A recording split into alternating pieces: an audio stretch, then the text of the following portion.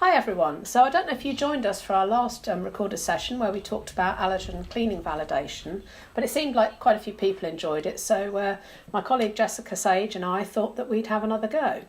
So this time, clearly again, we're not out and about in factories, but we thought it might be helpful to do a little bit of myth busting and the things that we often get asked about, or some of the misconceptions that people have around allergens. So we're just going to pick a few today just to talk through.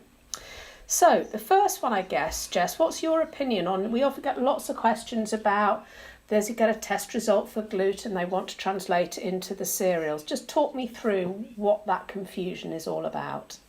Yes, so like you said, this is something we frequently get asked about, and it is quite a common misunderstanding. To be fair, gluten cereals, I think, generally is quite a confusing area anyway, but we'll talk more about some of the detail of that in a minute. But what we see is that people will make the mistake of assuming that a test result, a level of gluten, is equivalent to the amount of cereal that is present, when actually that is not the case.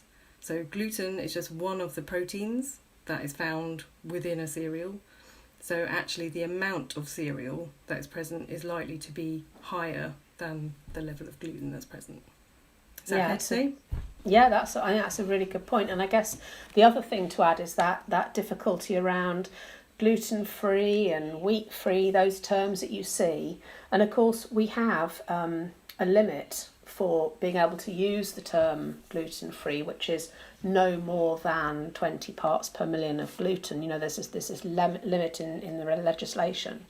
But for that term wheat-free, of course, both voluntary claims, but there's no limit for that at all. So in theory, it's a zero limit, and I think sometimes people get those confused. Would you agree and assume one is the same as the other? And also that actually, if the level of gluten is below 20 parts per million, then they don't need to declare it. When actually that is absolutely not the case. That 20 ppm level is only applicable if you're making a gluten-free claim. Yeah, that's a really good point. And I guess I must admit, whenever we do our training sessions, don't we, Jess, we always talk about something like barley malt vinegar, which is kind of one of those ones it's quite good to use as an example. So barley malt vinegar has almost no protein in it, you know, not really any gluten. So it will always come under that 20 parts per million. But it's not one of those materials that has been exempted under European Food Safety Authority. So if you have barley malt vinegar in your product, you have to declare the barley because it's a regulated cereal. You might also be able to call that product gluten-free because it won't have more than 20 parts per million if barley malt vinegar is the only cereal. So again, quite confusing, I think, also for consumers. But yeah, for sure. That was a good one. And okay, so let's think of another one. I know one you're often asked, Jess. So it's all right. I'm going to deep fry it, so the allergen will have gone. So talk me through that.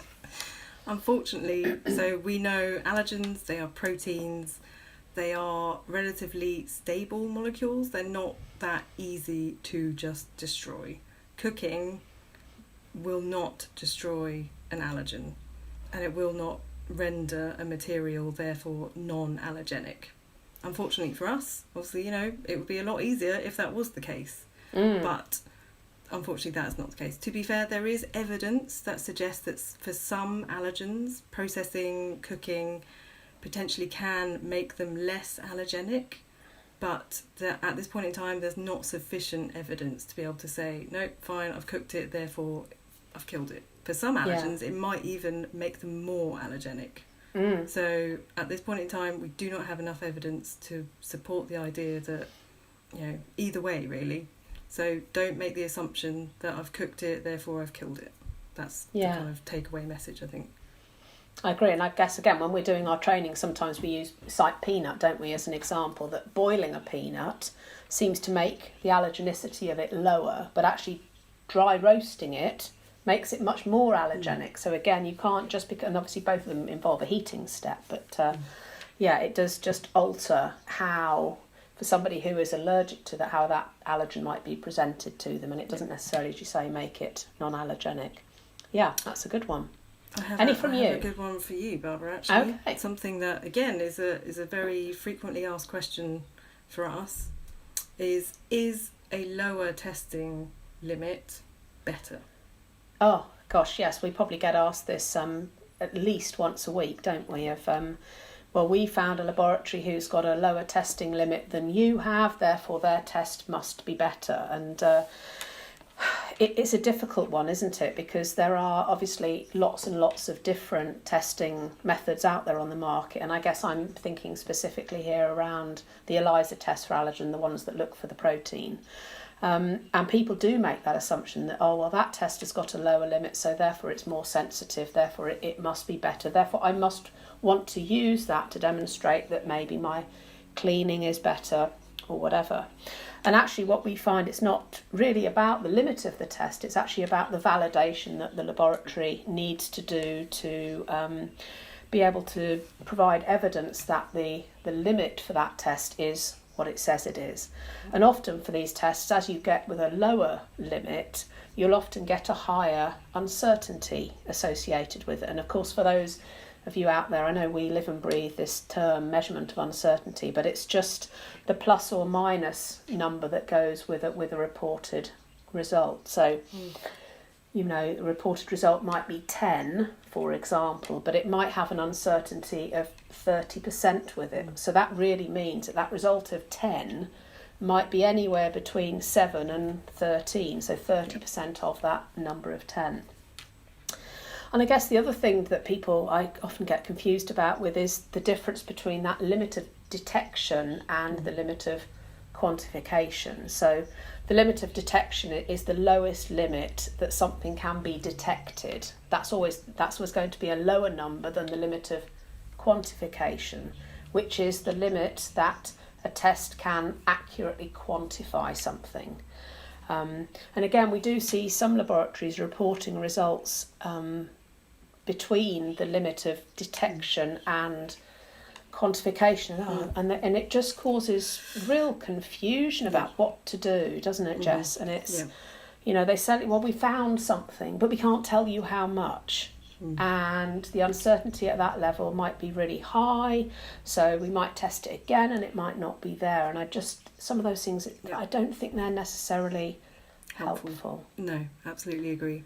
So I guess that's, like you said, coming back to thinking about lower limits of detection, lower limits of quantification, you know, there's always going to be that real kind of want to get lower and lower and lower, but it's just that take-home message of do that if you can, if it's validated for your particular sample type, then fantastic, but bear in mind that it might come with additional uncertainty, and do it with caution, I guess.